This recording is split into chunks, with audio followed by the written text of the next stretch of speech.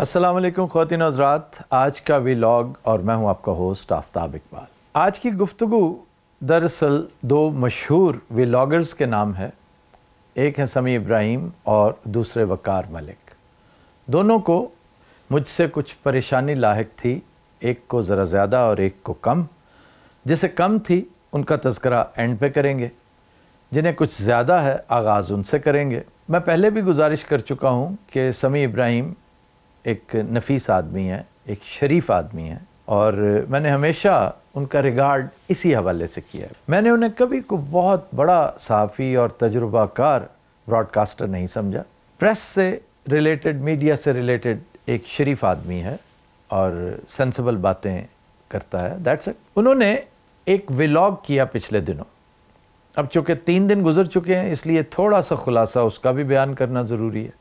میں اسی دن کرنا چاہ رہا تھا لیکن شومیہ قسمت سے کام اتنا زیادہ تھا، چیزیں جو لائن اپ ہو چکی ہوتی ہیں انہیں ڈسرپٹ نہیں کیا جا سکتا، اس سے پھر مسائل کریٹ ہوتے ہیں۔ حالانکہ خواہش میری بڑی تھی، لیکن اچھا ہے فوری طور پر بندہ جس کو تتے تا کہتا ہے، بندہ تھوڑی سی کوئی بد زبانی بھی کر سکتا ہے، بد اخلاقی کر سکتا ہے۔ بد زبانی اور بد اخلاقی خدا نخواستہ ایسی نہیں کہ جیسی یار لوگ کرتے ہیں دوسری جانب کے، ایسی بات جو دوسرے کی دل آزاری کرے، میرے حساب سے وہ بد زبانی بھی ہے، بد اخلاقی بھی ہے۔ لیکن سمیع ابراہیم صاحب نے جو باتیں کی، جواباً مجھے کچھ نہ کچھ تو ایسا کہنا پڑے گا کہ جو سمیع صاحب کو کم از کم سمجھ ضرور آ جائے۔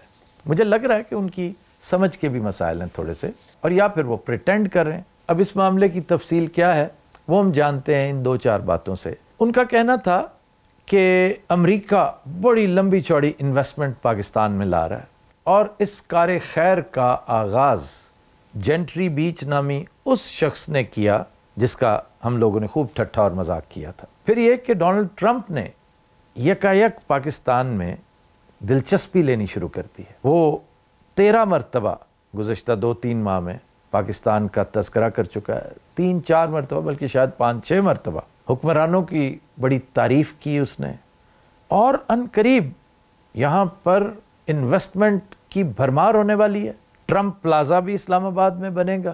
ان ادر ورڈز، حافظ فیلڈ مارشل صاحب کے زیر انصرام چلنے والا یہ سیٹ اپ انہیں بہت پسند آنے لگا ہے۔ پھر انہوں نے ایک اور سپین کر دی کہ یہ سارا کیا دھرا نہ بلاول کا ہے نہ ڈار صاحب کا، پتہ ہے کس کا ہے؟ یہ میں آپ کو اینڈ میں بتاؤں گا۔ میں اس طرح کا ان کا رویہ تھا، اس طرح کا لہجہ جو انہوں نے پہلے کبھی نہیں کیا۔ جاوید چودھری بننے کی خواہش آخر کس کو نہیں ہوتی؟ مطلب صحافت کی معراج ہے جاوید چودھری ہونا، تو ہو سکتا ہے آپ بھی اس کا شکار ہو گئے ہو، کم از کم میں تو ہوتا ہوں بھائی کبھی کبھی، بلیو می۔ تو آپ نے جب سسپینس کریٹ کرتے ہوئے کہا نا میں آگے چل کے، حالانکہ آپ تھم نیل میں بتا چکے تھے کون ہے، تھم نیل میں آپ اس بیچارے کی تصویر بھی دے چکے تھے جسے یہ لوگ ہمیشہ مخفی رکھتے ہیں۔ اس کی بہت ساری ریزن ہوتی ہیں، ویکیپیڈیا پہ جا کر دیکھ لیں، وہاں پر بہت سارے فیکٹس آپ کو غائب ملیں گے، اور یہ سب کچھ باوجود ہوتا ہے سمیع ابراہیم صاحب کچھ سمجھنے کی بھی کوشش کرتے ہیں، لیکن چھوڑ دیں۔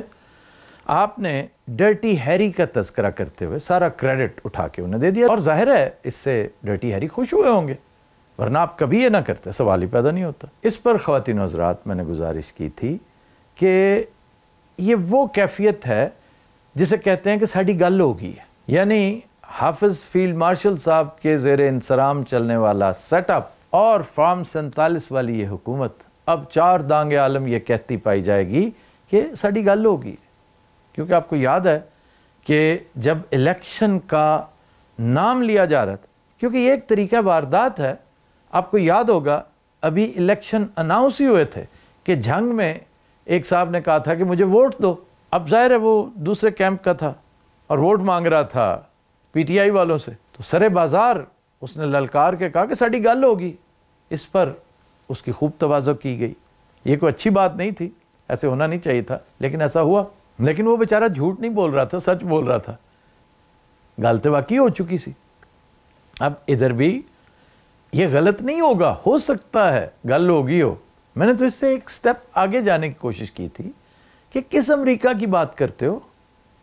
آپ کے کاسا لیس وزیر اعظم اور اس مانگت صدر میں بس صرف سپیلنگ کا فرق ہے، انداز کا فرق ہے، سٹائل کا فرق ہے۔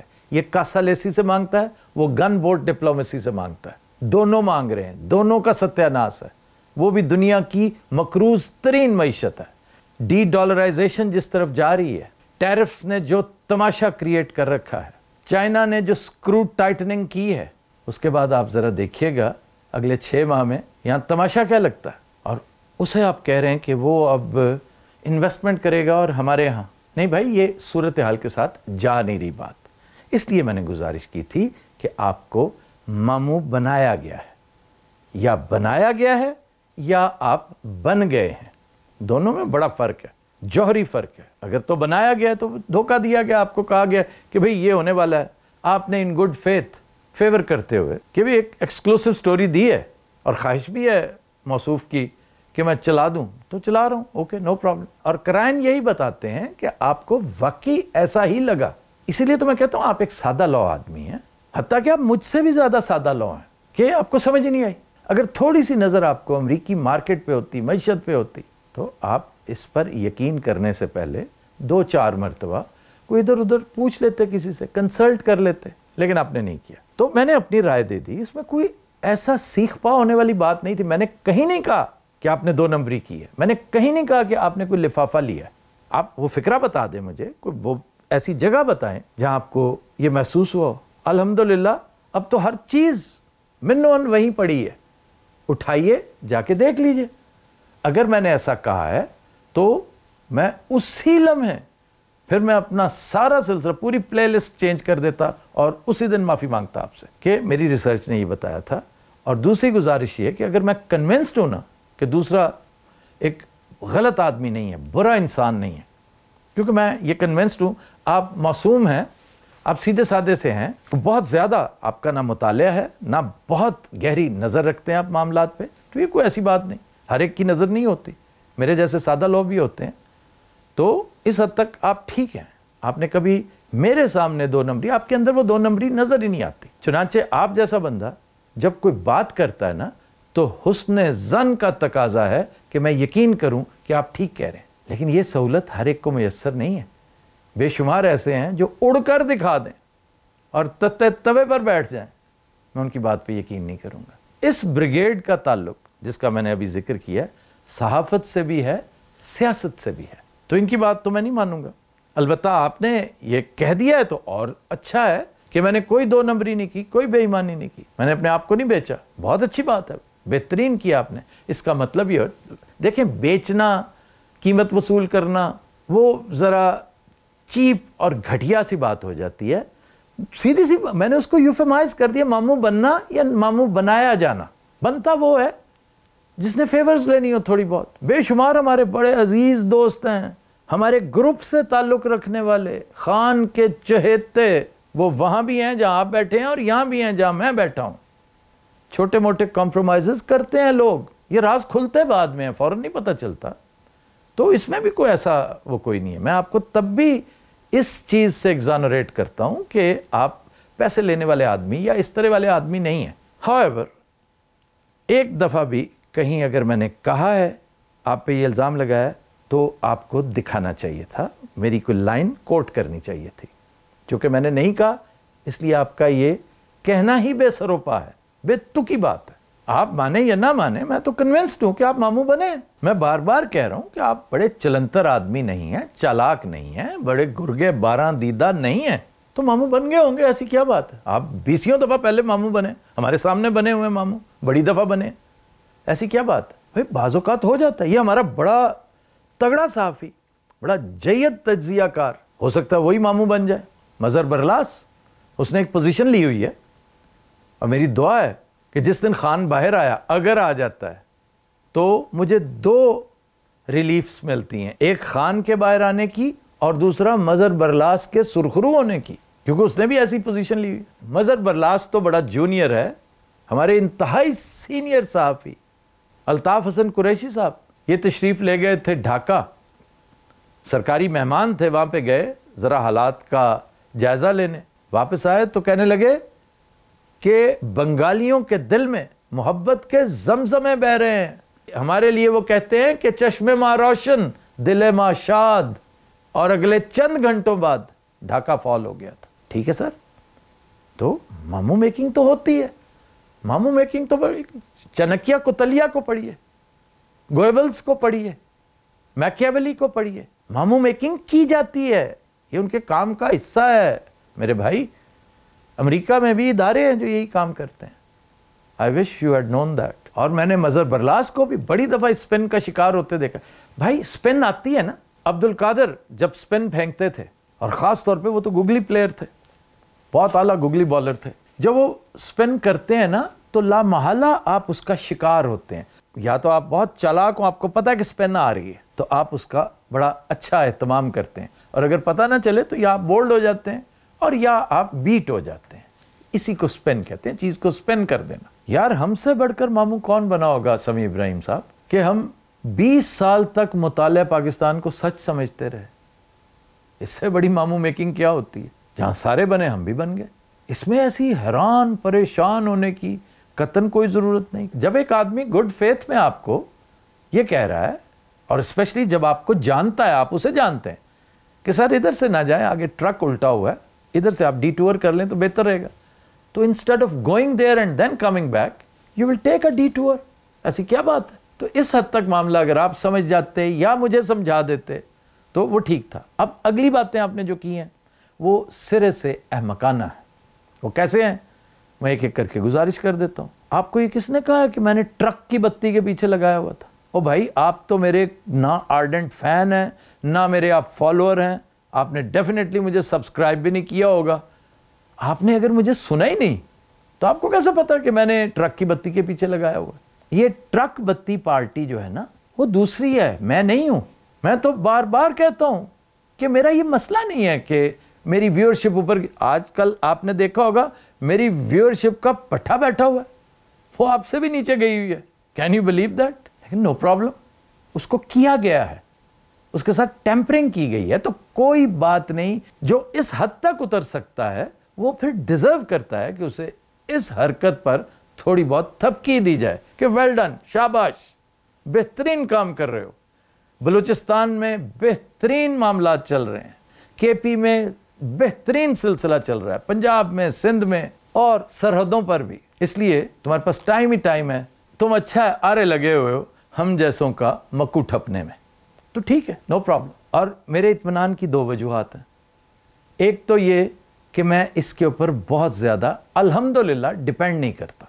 यूट्यूब बेहतरीन ज़रिया माश है, स्पेशली उस वक्त जब मैं परदेश में हूँ, जलावतनी में हूँ, जॉबलेस हूँ, ये बेहतरीन है। लेकिन उन लोगों से जो आपको गिराना चाहते हैं बहुत तगड़ा है, जो आपको उठाना चाहता है। इसलिए वो मामलात जो है ना रिस्क के, ये मुझे बॉदर करते ही नहीं थे, क्योंकि ये किसी और की जिम्मेदारी है, मेरी नहीं है। अगर मैं खुद करने की कोशिश करूंगा ना तो दखल दर माकुलात करूंगा, अगर खुद स्टेप लूंगा तो फिर उसका काम खुद करने की कोशिश करूंगा। ये मेरा नहीं है, ये उसका है, और ये होना भी उसी का चाहिए। दूसरी वजह यह है कि ये जो वॉल है, जिसे आप फायर वॉल कहते हैं, या ये जो हरकत है जिसके तहत सबके ऊपर कदगन लगी हुई है, बेशुमार लोगों पर, और कुछ लोगों को बूस्टर मिले हुए हैं और उन्हें भी पता है कि हमें बूस्टर कैसे मिले हुए हैं। कुछ अरसे बाद आप भी देखेंगे, हम भी देखेंगे कि ये जिनको बड़े बड़े जैक्स लगे हुए हैं, बूस्टर्स लगे हुए हैं, ये इस तरह निकलेंगे इनके नीचे से जैसे पैरों तले से कालीन निकलता है। 2-3 मंथ्स, ज़्यादा दूर नहीं, जस्ट 2-3 मंथ्स। मैंने कभी ट्रक की बत्ती के पीछे नहीं लगाया। जहाँ तक ट्रंप के आने की बात थी ना, यस, मैं किया करता था और मैं इस पर कायम हूँ। अल्हम्दुलिल्लाह ट्रंप का होना उस बूढ़ी बदरू से 100 गुना बेहतर है। वो शख्स जिसको पता ही नहीं होता था, मखबूतुल हवास, एक पागल आदमी, अब तो बेचारा करीब मर्ग हो चुका है, उस शख्स को तो पता ही नहीं होता था। जो नीचे से बड़े बड़े भयानक ब्यूरोक्रेटिक कैरेक्टर्स थे, जो इमरान खान की एक एक बात का हिसाब किताब करते थे, जो उसने इसराइल के खिलाफ की या इंडिया के खिलाफ की, वो करता धरता थे।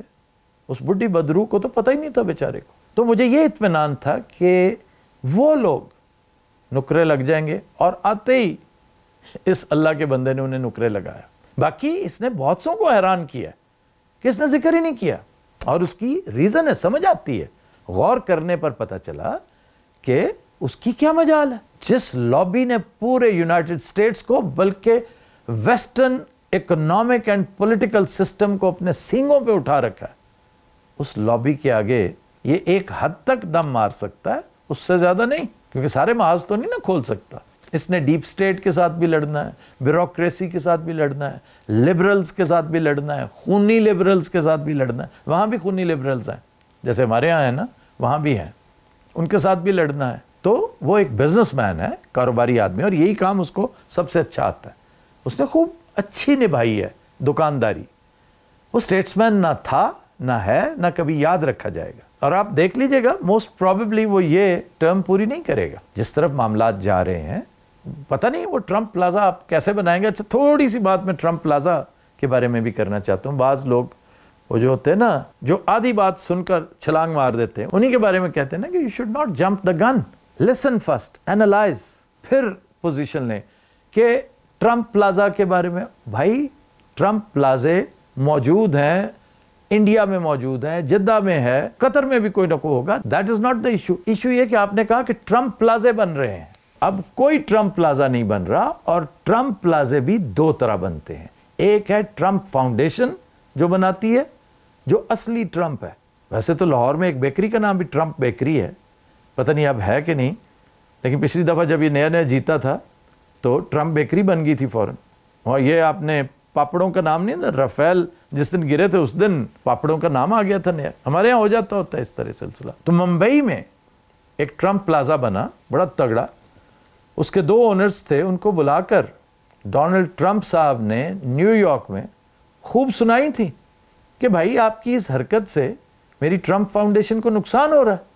Who allowed you ٹرمپ انہوں نے کہا جی ہم نے تو ٹرمپ ویسے رکھا ہے، ٹرمپ کارڈ ہے۔ یعنی جو جنیرک نیمز ہیں نا، ان پر آپ اجارہ داری نہیں اس طرح کر سکتے۔ وہ اگر ڈونلڈ ٹرمپ پلازا ہوتا تو پھر اس کا اعتراض بنتا تھا۔ بہرحال اس نے اپنی طرف سے آنکھیں دکھائیں، لیکن انہوں نے کوئی اثر قبول نہیں کیا۔ انہوں نے کہا بھی آپ نے ریکویسٹ کیا ہے، ہم دیکھیں گے اس کو۔ تو میرا خیال ہے وہ ٹرمپ پلازا ممبئی میں اب تک موجود ہے، اس کا نام چینج وینج نہیں کیا گیا، ایک سے زائد ہوں گے۔ تو گزارش یہ تھی کہ Donald Trump is not interested in investments. وہ تو اپنی بلڈنگز اپنے ملک میں بچا لے، غنیمت ہے، کیونکہ جو احوال اس کے ہیں آدھی سے زیادہ اس کی بلڈنگز خالی پڑی ہیں۔ روز پالیسیاں بنا رہا ہوتا ہے کہ ورک فرام ہوم جو ہے نا ختم کیا جائے، سرکاری ملازمین واپس آئیں، کیونکہ work from home sky scrapers والوں کو سوٹ نہیں کرتے، اور اچھے خاصے یہ اون کرتا ہے بیچارہ۔ یہ جو اس کی 8 بلین کی مبینہ فارچون ہے، اس میں زیادہ تر انویسٹمنٹ ہائی رائزز کے اندر ہے۔ خیر دوسری طرف آ جائیں، آپ نے ٹرک کی بتی کا ذکر کیا، میں نے کبھی باخدا کبھی یہ نہیں کہا کہ خان باہر آ رہا ہے، ان قریب آ رہا ہے۔ بات ہو رہی ہے، ہم سنتے ہیں کہ بات ہو رہی ہے، لیکن یہ تو ایک طریقہ واردات ہے انہی لوگوں کا۔ وہ پوری قوم کو ماموں بنا رہے ہیں جنہوں نے چند دن پہلے آپ کو بنایا ہے مبینہ طور پہ۔ اب آپ کو اعتراض کس بات پہ ہے، یہ بتانا بہت ضروری ہے کہ آپ ماموں بنے ہیں یا ماموں بنایا گیا ہے، یا آپ نے جو کچھ کہا ہے وہ 100% ٹھیک ہے۔ ان تینوں میں سے ایک بات تو ہوگی۔ تو وہ لوگ جو منتظر رہیں گے امریکی انویسٹمنٹ کے، ٹرمپ پلازا کے، اور وہ پلازا جو ٹرمپ فاؤنڈیشن بنائے گی، یاد رکھیے گا وہ ٹرمپ بیکری والے نہیں، یو نو واٹ آئی مین۔ تو پھر میں آپ کو خراج تحسین پیش کروں گا کہ باقی سٹوری آپ نے سٹوری ٹھیک چلائی، آپ کو جس طرح دی گئی، آپ کو انتہائی مشاقی کے ساتھ، مہارت کے ساتھ فیڈ کی گئی، and you took the bait, that is what happened. اب آئیں اگلے اعتراض پہ۔ آپ کہتے ہیں کہ جی آفتاب صاحب چونکہ صحافی نہیں ہیں اور نہ انہوں نے رپورٹنگ کی، انہیں کیا پتا کہ رپورٹنگ کیا ہوتی، صحافت کیا ہوتی۔ جہاں تک رپورٹنگ کا تعلق ہے سمیع صاحب، میں روزنامہ نیشن میں اس وقت تھا جب آپ چڈی میں تھے، اٹس بین لانگ ٹائم، 86 میں نے آغاز کیا تھا، اور جتنی تگڑی سلاٹس ہو سکتی ہیں رپورٹنگ کی وہ میں نے کر رکھی ہیں۔ بڑے بڑے تگڑے گروز کو بھگت رکھا ہے، جاوید نذیر صاحب جیسوں کو، ایم اے نیازی صاحب جیسوں کو، عارف نظامی صاحب جیسوں کو، اینڈ ابو آل انور کدوائی صاحب جیسوں کو، جو نوائے وقت میں تھے لیکن رپورٹنگ میں مہا استاد تھے، ان سے بڑا فیض لیا ہم نے۔ اور یہ ایسے ہی بیٹھے بٹھائے آپ کے سکرپٹ یوں نہیں بکنے لگتے میرے بھائی، کسی وجہ سے ہوتے ہیں۔ یہ میں ابا سے نہیں لکھواتا، خود لکھتا ہوں۔ بڑی دیر تک ہمارا ایک دوست कॉलम्स लिखा करता था, ये तो अब्बा से लिखवाता है, इस बेचारे को क्या पता। मेरा दिल चाह रहा है उसका नाम भी ले दूँ, बाद में मेरा बड़ा ही अजीज़ दोस्त बन गया। लेकिन आपका कसूर नहीं है इसमें। मैंने अपनी अटायर ना वो सहाफ़ियाना रखी नहीं कभी। मेरी बदकिस्मती के सहाफ़त जैसी आला और अरफा चीज़ मेरे चेहरे से कभी टपकी नहीं, मेरी आंखों से कभी झलकी नहीं। मैं सहाफ़ी नहीं लगता, ये फैक्ट है। आपको समझने की गलती हुई है, लेकिन प्रॉब्लम पता है कहाँ हो रहा है? ये है आपकी रिसर्च का आलम कि आपको ये पता ही नहीं कि मैं बाकायदा 24 क़िरात का सहाफ़ी हुआ करता था।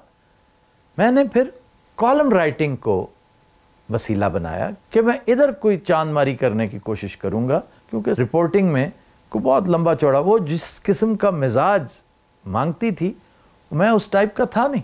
फिर इधर फ्रीडम बहुत था, मैं डॉक्यूमेंट्रियाँ भी कर सकता था, मैं ड्रामे भी लिख सकता था, एंड आई डिड एवरीथिंग। ये सारा कुछ किया, चश्मे फलक ने ये होते देखा है।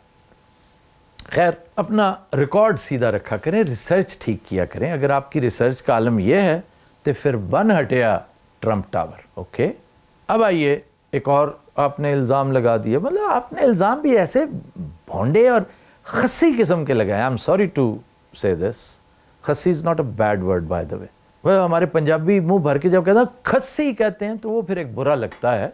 खस्सी एक बाकायदा मुहावरा है। ये कहना कि आप तो मतलब है वो मरासियों के साथ वो मामला करना, हंसी मजाक करना, ये तो कोई कमाल ना हुआ कि अब आप संजीदा गुफ्तगू कर रहे हैं। ओ मेरे भाई, कभी अनवर मकसूद का नाम सुना कि नहीं सुना? नज़ीर नाजी को कभी पढ़ा है?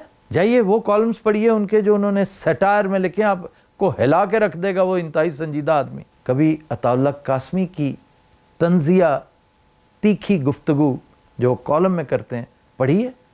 ज़फ़र इकबाल को पढ़ा है आपने अच्छी तरह? चलें, ये तो लोकल से लोग हैं, आप बड़े आदमी होंगे शायद। आपने वॉल्टेयर को पढ़ा होगा, मार्क ट्वेन को पढ़ा होगा, ओ हेनरी को पढ़ा होगा, और चले मॉडर्न टाइम्स में आर्ट बुकवाल्ड को तो ज़रूर पढ़ा होगा, रसल बेकर को तो पढ़ा होगा। ये सारे वो हैं जो हमारे फिंगर टिप्स पे होते थे। ठीक है, इन लोगों को पढ़ना, दिल ही दिल में क्रेडिट देना, खराज तहसीन पेश करना, अल्लाह को पता नहीं क्या चीज़ पसंद आ जाती है। मेरे जैसे नालायक को भी वो बैठे बैठे राइटर बना देता है। मेरी खोटी चवन्नी आज यूरोप में भी इसलिए चल रही है कि मुझे लिखना आता है, और मैंने बेशुमार राइटर्स की तारीफ़ की है। अभी कुछ अरसा पहले तौफीक भट्ट के बारे में मैंने कहा था, बहुत खूबसूरत लाइन लिखते हैं, बहुत प्यारी लाइन। फिर अपने इरफान सिद्दीकी, हालांकि इरफान सिद्दीकी मुझे आप समझ गए होंगे, लेकिन उर्दू बहुत अच्छी लिखते हैं, लैंग्वेज अच्छी लिखना। याज़ अमीर अंग्रेज़ी बहुत खूबसूरत लिखते हैं। भाई ये तो कोई ऐसा वो मामला नहीं है। कहाँ लिखा हुआ है कि जो मज़ा लिखता है? कभी आपने यूसुफ़ी साहब का कॉलम पढ़ा है?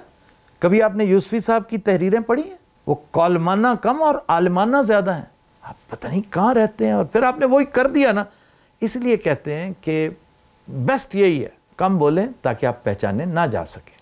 खाम खाब बोल गए और वो ऑल फॉल आपने है। ज़िया-उल हक को जब मैंने इंटरव्यू किया था ना बतौर रिपोर्टर, 8 कॉलमी सुर्खी थी कि पाकिस्तान गोज़ न्यूक्लियर, और ये काम मुझसे पहले कदरे मुबहम तरीके से हमारा महा उस्ताद कर चुका था, सैयद मशाहिद हुसैन। ये उनके बाद दूसरी दफ़ा हुआ। पहले मुस्लिम में हुआ जब कुलदीप नैयर को लेकर गए थे वो ज़िया-उल हक के पास, और दूसरी दफ़ा क्यों, इसमें मेरा कोई कमाल नहीं था कि मैंने ज़िया-उल हक से ही इंटरव्यू, ये मजीद निज़ामी साहब को ओब्लाइज किया था ज़िया-उल हक ने, उन्होंने मुझे भेजा था। और मैं क्या बताऊं आपको कि ये चॉइस किसकी थी? जाने के लिए तो तैयार सब थे, मैं तो उस वक्त कब रिपोर्टर था, एक बुलुंगड़ा था रिपोर्टर्स का, very young, I was just a boy. उसके बाद देखिए बेशुमार, फिर मैंने क्राइम के दौरान बड़ी बड़ी चीज़ें लिखी, बड़ी बड़ी चीज़ें। ऐसे मैं ब्रैगिंग करना नहीं चाहता था, लेकिन चलें इसी बहाने थोड़ी सी मैं अपनी CV ही पेश कर दूं जनाब को। आपने बोल का तज़किरा किया कि बोल, आप जानते हैं ना कि मैं बोल में क्यों नहीं गया था? आपके सो कॉल्ड ओनर साहब जितने पैसे मुझे दे रहे थे ना, उससे 3 गुना मैं डिमांड कर रहा था कि इन्हें देंगा शेख साहब तो फिर मैं आवांगा, इससे बेहतर तो मुझे मीर शकील दे रहा है। और फिर जब मैं एक्सप्रेस गया था तो बड़े बड़ों को हैरान किया था, बड़े बड़े लोग हैरान हुए थे। अब आप आम आदमी से मुतासर नहीं होंगे, जनरल बाजवा हैरान हुआ था, अब हो गए इम्प्रेस। ज़ाहिर है आप तो बहुत इम्प्रेस होते हैं ना इनसे। मैंने पाकिस्तान टाइम्स में लिख रखा है, मैंने दी न्यूज़ में लिख रखा है, میں نے دی نیشن میں لکھ رکھا ہے, میں نے نیوز ویک میں لکھ رکھا ہے, بائی لائن کے ساتھ ہیں. ٹھیک ہے سر. اب آ جائیے اردو کالم میں نے پاکستان میں بھی لکھا, میں نے خبریں میں بھی لکھا, میں نے نوائے وقت میں بھی لکھا, میں نے جنگ میں بھی لکھا, میں نے ایکسپریس میں بھی لکھا, 2-4 اور بھی مجلے ہیں اور جریدے ہیں اور روزنامے بھی ہیں, چھوٹے چھوٹے روزنامچے بھی ہیں, میں نے ان میں بھی لکھ رکھا. اور کو ریفرنس پیش کرا اگر تسلی نہیں ہوئی جناب دیتے. اور اگین آئی وڈ سے مجھے کوئی شوق نہیں ہے کہ آپ مجھے اس لسٹ میں شامل کریں. مجھے اگر تھوڑے بہت پڑھے لکھوں کی لسٹ میں شامل کر لیں میرے لیے یہی بہت ہے, یہی بہت ہے کہ میں چیزوں کو پڑھتا ہوں, دیکھتا ہوں اور اپنی رائے دیتا ہوں. میں ہو سکتا ہے بڑا ماٹھا رپورٹر ہوں, اب میں کہاں سے لاؤں انور کدوائی کو کہ جو آپ کو بتائے کہ میں کیسی کیسی رپورٹنگ کرتا رہا ہوں اور کن کن حالات میں کرتا رہا ہوں, کن خطرناک ترین حالات میں کی ہوئی رپورٹنگ. 3 مرتبہ میری ایکسپلینیشن کال کی گئی, مجید نظامی صاحب کی طرف سے ڈانٹ ڈپٹ ہوئی, عارف نظامی صاحب نے ڈانٹا, لیٹر سرو کیا گیا مجھے کہ you put your life in danger, اور اس کا تمہیں جواب دینا. میں نے منت ترلا کر کے جان چھڑائی تھی. یہ سن 86 کی 10ویں محرم تھی جو بڑی خواں شام تھی.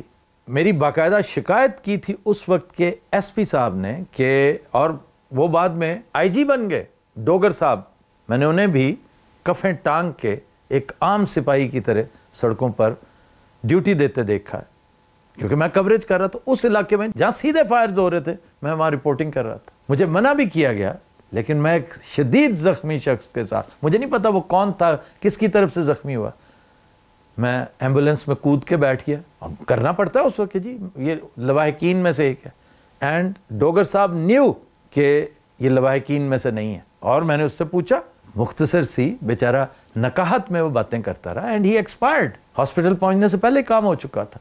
یہ تک کام کیے ہوئے میرے بھائی. سن 86 کا محرم ذرا پوچھئے کسی کو, اور خاکسار کرائم رپورٹر تھا. یہ سر منڈاتے ہی اولے پڑ گئے. میں نے جو ہی کرائم رپورٹنگ شروع کی یہ سلسلہ شروع ہو گیا تھا. پھر آپ نے تذکرہ کیا ہے آپ نیوز کا, انڈس نیوز کا اور ڈگڈگی کا. میں انڈس سے ملتا جلتا کام بارے دیگر شروع کرنے لگا ہوں انشاءاللہ, اللہ مجھے توفیق دے. آپ دیکھیں گے میں نے ارادہ کر لیا, میں نے جب بھی ارادہ کیا اللہ تعالیٰ نے اس میں برکت ڈالی. آپ کچھ نہ کچھ عنقریب دیکھیں گے. اس محاذ پہ بھی ایک محاذ تو ہے نا فلموں والا, وہ اور چیز ہے, وہ قدر لوکریٹو کام ہے, اس میں تھوڑا سا مشن بھی انوالو ہوتا ہے. اب آخری بات آپ کی, اور پھر چلتے ہیں دوسرے بھائی جان کی طرف, ان کے ساتھ تو انتہائی اختصار سے بات ہوگی. آپ کا کہنا یہ کہ آفتاب صاحب جو ٹی وی شو کرتے تھے اس میں سیاستدانوں کا ٹھٹھا مذاق کرتے تھے. بہت افسوس ہوا مجھے, یہ تو مجھے نہیں کرنا چاہیے تھا. اس پہ میں معافی مانگتا ہوں کہ سیاستدانوں جیسے پاک پوتر لوگوں کی مجھے تو بڑی تعریفیں کرنی چاہیے تھیں, ان کے اوپر کالم لکھنے چاہیے تھے, مجھے ان کے اوپر ویلاگز کرنے چاہیے تھے, مجھے تو ان کی گڈی چڑھانی چاہیے تھی جیسے آپ نے اس دن ڈرٹی ہیری کی چڑھائی. آئندہ کبھی موقع ملا تو میں آپ کے یہ گلے شکوے رفع کروں گا. میں ٹھٹھا مذاق نہیں, میں ان پر چادریں چڑھاؤں گا, خراج عقیدت پیش کروں گا کہ ملک کو آپ نے شاہراہ ترقی پر جس طرح گامزن کیا ہے اور جس طرح وہ بگٹٹ گھوڑے کی طرح بھاگے چلا جا رہا ہے, سبحان اللہ. پھر ٹھیک ہے, آپ کا یہ گلہ بھی میں رفع کر دوں گا. اب آ جائیے وقار ملک صاحب کی طرف. وقار ملک صاحب کا یہ چھوٹا سا کلپ سنیے, وہ فرما رہے ہیں. باقی جو ان کا منسٹر ہے راجناتھ کے کیا نام ہے اس کا, وہ تو دھمکیاں دے رہا ہے کہ اگلا حملہ میں نیوی پہ کریں گے. ہمارے آفتاب اقبال صاحب بھی اس پر چڑھ دوڑے ہیں جی کہ بہت کچھ ہونے جا, وہ ایسا اشارہ دے رہے ہیں جیسے کہ بس ایٹمی جنگ ہونے جا رہی ہے. میں ریکویسٹ کروں گا ان سے کہ پلیز اس طرح کی باتیں نہ کریں. ابھی ایک ڈکٹیٹر کو اپنی مدت ملازمت میں توسیع چاہیے, وہ نہیں چاہتا کہ نومبر میں کوئی کویسچن ہو. اس کو توسیع تو نہیں خیر ملی ہوئی ہے اس کو 27 تک, لیکن پھر بھی کویسچن ہو سکتے ہیں. تو اس طرح کا بیانیہ پلیز نہ بنائیں. بڑا ظلم ہوا ہے اس قوم پہ. کوئی بھارت کا دماغ نہیں خراب کہ وہ ایٹمی حملہ کرے گا. بھارت تابکاری سے بچ جائے گا یہاں ایٹمی حملہ ہوتا ہے. کیا پاکستان وہاں حملہ کرے گا ایٹمی؟ پاکستان تابکاری سے بچ جائے گا. اس خطے کے سارے ممالک مٹ جائیں گے. دیکھیں وہ آج سے 70-75 سال پہلے یا 80 سال پہلے ہیروشیما اور ناگاساکی پہ ہوا تھا. ان بموں کا آج کی بموں سے کوئی مقابلہ ہی نہیں. وہ بہت چھوٹے تھے, ان کی طاقت بہت کم تھی. آج کے تو بہت بڑے بم ہیں یار. وہاں انہوں نے پورے شہر صفائی سے مٹا دیے. 3 کلومیٹر تک تو ان کا بلاسٹ ریڈیس جا رہا تھا. خدا کے بندو سوچو ذرا, اجی بہت بڑا کچھ ہو سکتا ہے, یہ ہو جائے گا وہ ہو جائے گا. بڑا افسوس ہوا مجھے یہ سن کے, بہت افسوس ہوا مجھے یہ سن کے. ایک طرف یہ جنگ کی بغلیں بجا رہے ہیں. اب ہوا یہ ہے، یہ پہلی دفعہ مجھے اندازہ ہوا ہے کہ یہ حضرت بھی مطالعہ کیے بغیر، پوری چیز پڑھے بغیر، کتاب صرف سونگ کے اس پر بات کرتے ہیں. بڑے افسوس سے کہنا پڑ رہا ہے کہ جس چیز کا تذکرہ ہی نہیں ہے پورے پوڈ کاسٹ میں، یہ آپ نے کیسے اخذ کر لیا میرے بھائی کہ میں نے ایٹمی جنگ کا ذکر بھی کیا. ان سے پوچھئے یہ جو ساتھ چپکے ہوئے اللہ کے فضل و کرم سے تمام تر نامساعد حالات کے باوجود، ہر طرح کی فائر والنگ کے باوجود یہ میرا ویلاگ سنتے ہیں، یہ میری گفتگو سنتے ہیں. میں خراج تحسین پیش کر، میرا دل چاہتا ہے میں ہاتھ چوموں اس ٹرکر کے جو نارتھ امریکہ میں ٹرک بھی چلا رہا ہوتا ہے اور ایک سائڈ پہ رکھ کے میری گفتگو سن رہا ہوتا ہے، صرف اس لیے کہ اس کے پلے کچھ 4 چیزیں پڑتی ہیں. حضور انور، میں نے کبھی نہیں کہا کہ ایٹمی جنگ ہونے جا رہی ہے. ایٹمی جنگ نہ ایسے ہوتی ہے نہ ہونے دی جاتی ہے، اور ایٹمی جنگ تو اتنی پینفل ہوتی نہیں جتنی پینفل یہ ہونے والی ہے. ایٹمی جنگ میں تو بھگ سے سب کچھ اڑ جاتا ہے. اگر آپ نے سنا ہوتا، لیکن 45 منٹ آپ کہاں سے لائیں؟ 45 منٹ سننا، اور وہ بھی میرے جیسے بندے کو جو بے پر کی اڑائے چلا جا رہا ہے. میرے آپ سے 3 سوال ہیں. پہلا یہ کہ کیا آپ نے میرا پوڈ کاسٹ سنا؟ اگر نہیں سنا تو پھر آپ نے یہ رائے کیسے قائم کر لی؟ اللہ نے آپ میں کوئی ایسی صلاحیت ڈال دی ہے کہ آپ نسوار کی طرح سونگتے ہیں اور بتا دیتے ہیں کہ اس میں کیا ہے؟ بھائی کوئی وجہ تو ہوگی نا کہ بغیر جانے بغیر دیکھے آپ نے رائے زنی کر دی. میں نے تو ایٹمی کا ذکر ہی نہیں کیا، نیوکلیئر کا نام بھی نہیں لیا، اور نہ ہی نیوکلیئر ہونی ہے. دردناک صرف نیوکلیئر ہی نہیں ہوتی، درد کے اور بڑے سلسلے ہیں. آخری سوال آپ سے یہ کہ اگر آپ نے پورا پوڈ کاسٹ یہ گفتگو کرنے سے پہلے سن لیا ہے تو پھر کس جگہ پہ آپ کو محسوس ہوا؟ کون سا ورڈ ایسا ہے جس کا تیسرا چوتھا سینونم، اس کا کوئی مترادف ایٹمی جنگ نظر آتا ہے، ایٹمی جنگ کے طور پہ استعمال ہوتا ہے نا؟ کوئی جیسے نیوکلیئر بام، اٹامک بام، نائٹروجن بام، ہائیڈروجن بام، تھرمو نیوکلیئر بام. خدا کا نام ہے، کوئی ریفرنس کے طور پہ کچھ تو بتائیں کہ میں نے کیا کہا ہے. میں نے تو کہیں نہیں کہا یہ جو آپ نے پتہ نہیں کیا سوچ کے، اور I have no idea, no clue کہ آپ نے یہ کہا کیوں. آپ بحث کرنی ہے اگر تو اس موضوع پہ ہو سکتی ہے کہ کیا جنگ ہوگی یا نہیں ہوگی، تگڑی ہوگی کہ نہیں ہوگی، طویل المیاد ہوگی کہ نہیں ہوگی. طویل المیاد جب میں کہتا ہوں تو 10-12 دن ہوتے ہیں، ٹھیک ہے، کم از کم. کیا بے پناہ نقصان اس میں ہوگا کہ نہیں ہوگا، بڑوں کو بڑی بڑی ماریں پڑیں گی کہ نہیں پڑیں گی، اس پر بات ہو سکتی ہے. بڑا خون بہے گا ادھر بھی ادھر بھی، اس پہ بات ہو سکتی ہے. بڑے لوگ، بڑی چیزیں، فلک بوس چیزیں زمین بوس ہوں گی، اس پر بات ہونی چاہیے تھی. آپ کدھر کس جھنجٹ میں پڑ گئے کہ ایٹمی ہے یا یہ ہے یا وہ؟ میں نے ایسی کوئی بات نہیں کی میرے بھائی. آئندہ کسی کے بارے میں بھی میں اپنی بات نہیں کرتا. کسی کے بارے میں اگر آپ نے کوئی بات اس سے پہلے کہ کوئی ریبٹ کر دے، اب میں ریبٹ کر رہا ہوں، اب مجھے اس کا جواب دے دیجئے. اور میں بڑی نرمی سے گزارش کر رہا ہوں کہ سوائے اس کے میرے بھائی کوئی جواب نہیں ہے کہ آپ نے 2-4 لائنیں سٹارٹ میں سنی، تھم نیلز دیکھے، بڑی دردناک سب کچھ ہونے والا ہے. تھم نیلز میں یہی کچھ ہے جو آپ نے اپنے مختصر سے اس کالم نما پیغام میں کہا ہے. تو اس کا جواب یہی ہے کہ میں نے نہیں دیکھا، میں نے پوری گفتگو نہیں سنی تھی. جب میں نے پوری گفتگو سن لی تو اس میں واقعی نیوکلیئر کا تو کہیں، البتہ دیو مالائی باتیں آفتاب صاحب نے ضرور کی ہیں، بے سرو پا باتیں ضرور کی ہیں. یہ تو میں خود کہہ رہا ہوں، بہت ساری باتیں بے سرو پا ہوتی ہیں، اور ان کے لیے ایک ہی ٹیسٹ ہوتا ہے، ٹائم دیں تھوڑا سا، دودھ کا دودھ اور پانی کا پانی ہو جائے گا.